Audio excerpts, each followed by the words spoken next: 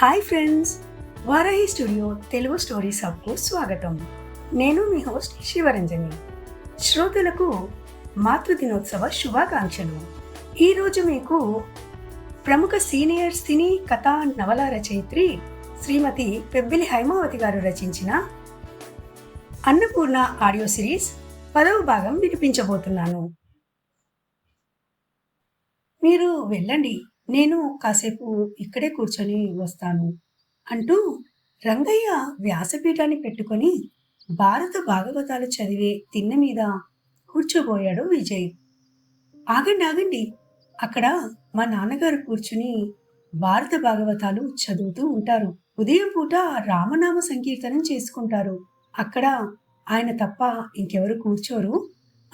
మీరు కావాలంటే అదిగో ఆ ఎదురుగా ఉన్న మామిడి చెట్టు కింద కూర్చోండి, అక్కడ ఇంకా బాగుంటుంది అన్నాడు రాజారావు అతడి ప్రయత్నాన్ని వారిస్తూ. ఓహో అలాగా అంటూ అక్కడి నుండి కదిలాడు విజయ్ సాలోచనగా తిన్నెవంక చూస్తూ. రాజారావు లోపలికి వెళ్ళిపోయాడు. ఒక అరగంట పోయాక పూర్ణ అక్కడికి వచ్చింది. ఇంకా మీ వీక్షణం పూర్తి కాలేదా అని అన్నది పూర్ణ. ఎంత చూసినా తనివి తీరడం లేదు పూర్ణ, అంత మనోహరంగా ఉంది మీ తోట. నువ్వు వర్ణించిన దానికంటే చాలా అద్భుతంగా ఉంది మీ తోట అన్నాడు విజయ్.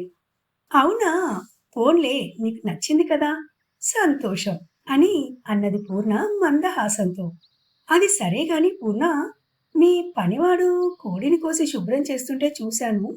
మీరు నాన్ వెజ్ తింటారా అని అడిగాడు ఆశ్చర్యంగా చూస్తూ.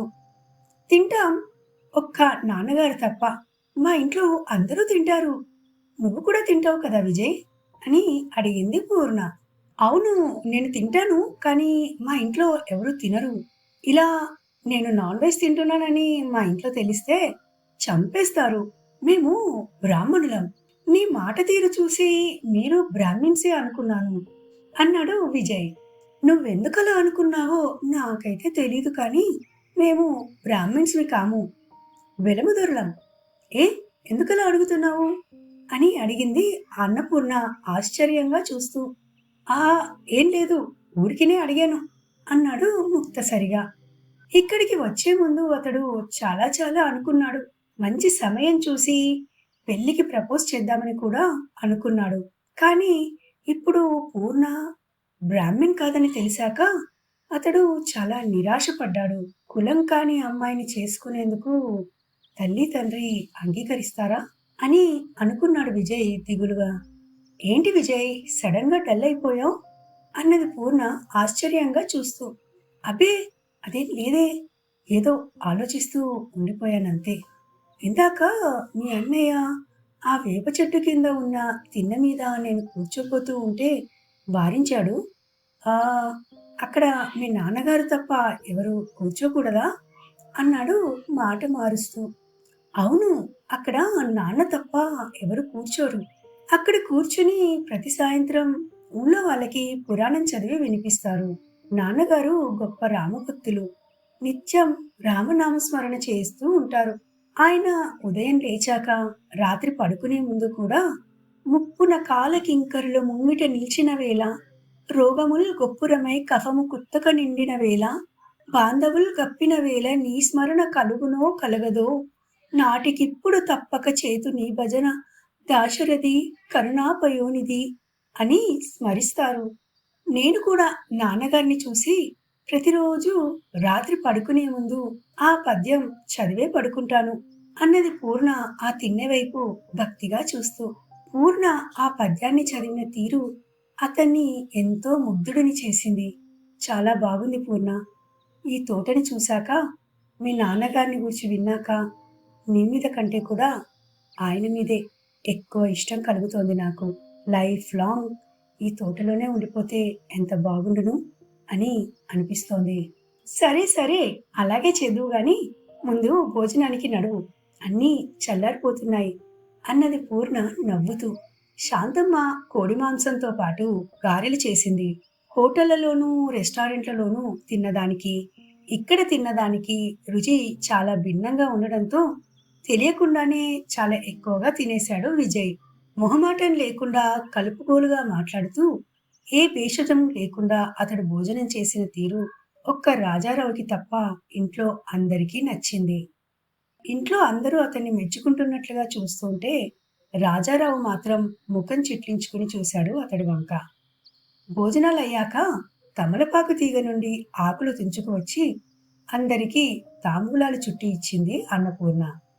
ఏదో కిల్లి బడ్డీ మీద కిల్లి కొనుక్కుని వేసుకోవడమే గాని అంత ఫ్రెష్గా అప్పటికప్పుడు ఆకులు కోసుకుని తినడం ఎన్నడూ చూడని విజయ్కి అదెంతో అబ్బురంగా అనిపించింది. అలా తోటలో అన్ని రకాలు పెంచినందుకు రంగయ్యను ఎంతో మెచ్చుకున్నాడు. దాందేముంది బాబు, రైతును కదా, నాకు తోచిందేదో చేశానంతే. నీకు నచ్చింది కదా, అది చాలు అన్నాడు రంగయ్య చిరునవ్వుతో. అందరూ కులాసా కబుర్లలో మునిగిపోయారు. బాబు, వచ్చిన దగ్గర నుండి చెప్తామని మర్చిపోతున్నాను. ఆ రోజు స్టేషన్లో మా అమ్మాయికి నువ్వు చేసిన సాయం మరువలేనిది. ఏమిచ్చినా నీ రుణం తీరదు అన్నాడు రంగయ్య అభిమానంతో అతడి కళ్ళు చెమర్చుతూ ఉండగా. పెద్దవారు, అంత మాట అనకండి. అందులో నేను చేసిందేమీ లేదు. కాకతాళీయంగా కొన్ని అలా జరిగిపోతూ ఉంటాయి. నిన్న రాజారావు కూడా అలాగే అన్నారు. మీరు పదే పదే ఆ విషయాన్ని ప్రస్తావించి నన్ను ఇబ్బంది పెట్టకండి అన్నాడు విజయ్ వినయంగా. అతడి వినయ విధేయతలు చూసి ఎంతో ముచ్చటపడ్డాడు రంగయ్య. రాజారావుకి మాత్రం అదంతా ఎందుకనో నక్క వినయంలా అనిపించింది. మర్నాడు ఉదయం పూర్ణ, విజయ్లు తిరిగి విశాఖపట్నం వచ్చేశారు. అక్కడి నుండి వచ్చిన దగ్గర నుండి విజయ్ని ఒకటే ప్రశ్న తొలుస్తోంది. మా పెళ్లి వర్కౌట్ అవుతుందా లేదా అని. అలా అని పూర్ణని వదులుకునేందుకు అతడి మనసు అంగీకరించడం లేదు. పూర్ణ రూపలావణ్యాలతో పాటు ఆ తోట, ఆమె స్థితిగతులు అతడి మనసును బాగా ఆకట్టుకున్నాయి. గోదావరి జిల్లాలో పొలాలు చాలా ఖరీదు చేస్తాయని విని ఉన్నాడతడు. అన్నపూర్ణ ద్వారా కలిసి వచ్చే ఆస్తి అతన్ని ఇంకా ఇంకా ప్రలోభ పెడుతోంది. ఒకప్పుడు పూర్ణ అందచందాలను చూసి ఆకర్షితుడైన విజయ్ ఇప్పుడు ఆస్తిపాస్తులను చూసి మరింత ఆకర్షితుడయ్యాడు. పూర్ణ అతడి మీద ఎప్పుడో మనసు పారేసుకుంది. ఆడపిల్ల కనుక బయటపడేందుకు జంకుతోంది. అతడు తమ పెళ్లి ప్రస్తావన ఎప్పుడు తెస్తాడా అని 1000 కళ్ళతో ఎదురు చూస్తోంది. తల్లిదండ్రులకు కూడా విజయ్ నచ్చినట్లే ఉన్నాడు అని అనుకుంది పూర్ణ. తమ ఊరు వచ్చినప్పుడు తల్లిదండ్రులు అతన్ని ఆదరించిన తీరు చూసి ఇక అన్నయ్య వదినలు ఉన్నారంటే తన ఇష్టాన్ని ఎన్నటికీ కాదనరని ఎంతో భరోసాగా ఉంది పూర్ణ. ఒక చల్లని సాయం సంధ్య వేళ తన మనసులోని మాటను పూర్ణతో చెప్పాడు విజయ్. అతడి నోటి నుండి ఈ మాట వినాలని ఎంతో ఆత్రంగా ఎదురు చూసిన పూర్ణ తీరా ఆ మాట విన్నాక సిగ్గుల మొగ్గై తల వంచుకుంది. పూర్ణ నోరు తెరిచి జవాబు చెప్పకపోయినా రాగరంజితమైన ఆమె ముఖం, ఆమె ఆంతర్యం ఏంటో చెప్పకనే చెబుతోంది. సన్నగా కంపిస్తున్న పూర్ణ చేతిని తన చేతిలోకి తీసుకుంటూ మాట్లాడవేం పూర్ణ అన్నాడు విజయ్. పూర్ణ నోటి వెంట అంగీకారం వినాలనే తపనతో. ఏం చెప్పను, ఈ మాట వినాలని ఎన్నో రోజులుగా ఎదురు చూస్తున్నానని చెప్పాలా, లేక ఇంత ఆలస్యంగా అడిగినందుకు పనిష్మెంట్గా 4 దెబ్బలు వేయాలా నిన్ను అంటూ నవ్వింది పూర్ణ. అమ్మయ్య, నీకు ఓకేనే కదా? ఎక్కడ మీ బావ శ్రావణ్ వచ్చి నిన్ను ఎగరేసుకుపోతాడేమోనని టెన్షన్తో చచ్చానంటే నమ్ము అన్నాడు విజయ్. అంత సీన్ ఏం లేదు బాబు, నువ్వు అనవసరంగా ఏదేదో ఊహించుకుని బుర్ర పాడు చేసుకోకు అన్నది అతడి తల మీద చిన్నగా దెబ్బ వేస్తూ. అయితే ఇక మిగిలింది మా పేరెంట్స్ అంగీకారం తీసుకోవడమే అన్నాడు విజయ్ ఆనందంగా. నా వైపు నుండి పెద్ద ప్రాబ్లం ఉండదు విజయ్. మా అమ్మ నాన్నలు గాని అన్నయ్య వదినలు గాని నా ఇష్టాన్ని ఎప్పుడూ కాదనరు అన్నది పూర్ణ ధీమాగా చూస్తూ. మా ఇంట్లో మాత్రం కొంచెం కష్టమే పూర్ణ. మా వాళ్ళకి ఆచార వ్యవహారాల్లో పట్టింపులు ఎక్కువ. కులాంతర వివాహానికి అంత సులభంగా అంగీకరిస్తారని నేను అనుకోను అన్నాడు విజయ్. మరెలా అన్నది పూర్ణ ఆందోళనగా చూస్తూ.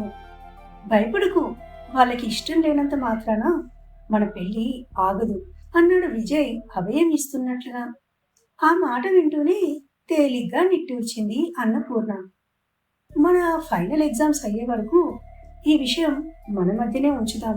దురదృష్టవశాత్తు మన పెద్దవాళ్ళు మన పెళ్లికి అంగీకరించలేదనుకో, మన చదువులు ఆగిపోవడమే కాదు, మనం చాలా సమస్యలు ఎదుర్కోవాల్సి ఉంటుంది అన్నాడు విజయ్.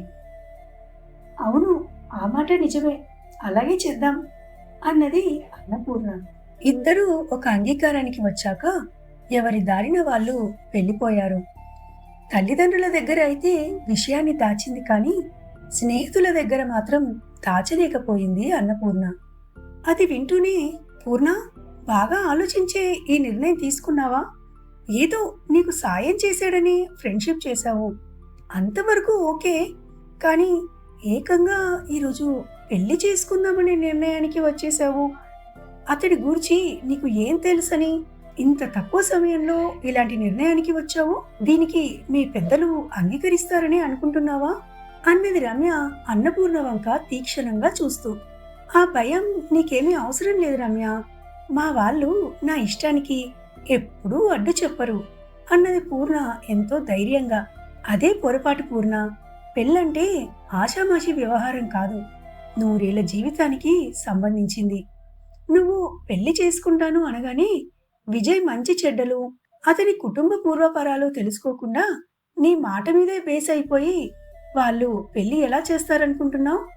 అదీ కాక మీ ఇద్దరి కులాలు ఒకటి కాదు, ఈ ఒక్క కారణం చాలు మీ వాళ్ళు ఈ పెళ్లికి అభ్యంతరం చెప్పడానికి అన్నది ఉమ ఆరాటంగా చూస్తూ. ఏమో, నాకలా అనిపించడం లేదు.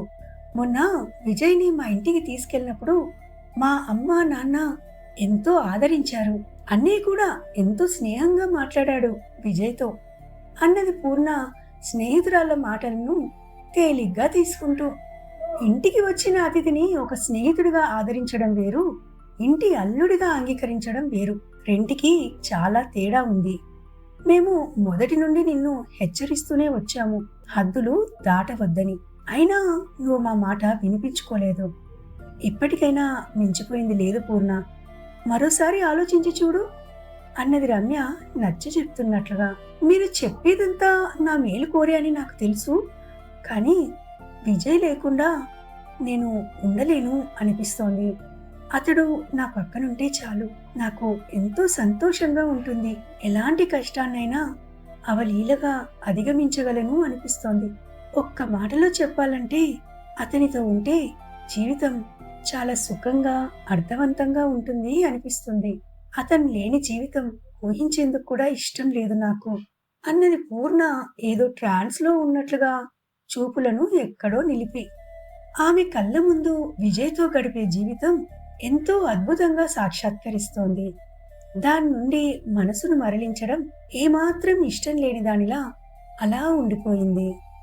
తామెంత చెప్పినా స్నేహితురాలి మనసు మారదని గ్రహించారు ఉమా రమ్యాలు. ఓకే పూర్ణ, మంచికో చెడుకో నువ్వు ఈ నిర్ణయం తీసుకున్నావు.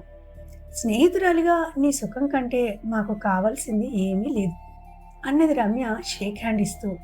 థ్యాంక్ యూ అన్నది పూర్ణ మెరిసే కళ్ళతో వాళ్ళ వంక చూస్తూ. కానీ చివరిగా ఒక చిన్న సలహా, కనీసం నీ చదువు పూర్తి అయ్యే వరకైనా నీ పెళ్లి ప్రస్తావనని పక్కన పెట్టు. చదువయ్యాక ఏదో ఒక ఉద్యోగం సంపాదించుకొని నీ కాళ్ళ మీద నువ్వు నిలబడ్డాక అడుగు ముందుకు వెయ్యి, అది అన్ని విధాలా నీ జీవితానికి రక్షణ ఇస్తుంది అన్నది ఉమ స్నేహితురాలు భుజం తట్టి. ఇంతవరకు మీరు ప్రముఖ సీనియర్ సినీ కథా నవల రచయిత్రి శ్రీమతి పెబ్బిలి హైమావతి గారు రచించిన అన్నపూర్ణ ఆడియో సిరీస్ 10వ భాగం విన్నారు. ఈ ఎపిసోడ్పై మీ అభిప్రాయాలను తప్పకుండా కామెంట్ చేయండి. నచ్చితే లైక్ చేయండి, షేర్ చేయండి అండ్ సబ్స్క్రైబ్ చేయండి. నెక్స్ట్ ఎపిసోడ్లో మళ్ళీ కలుద్దాం. అంతవరకు బాయ్ ఫ్రెండ్స్. సైనింగ్ ఆఫ్ మీ శివరంజని.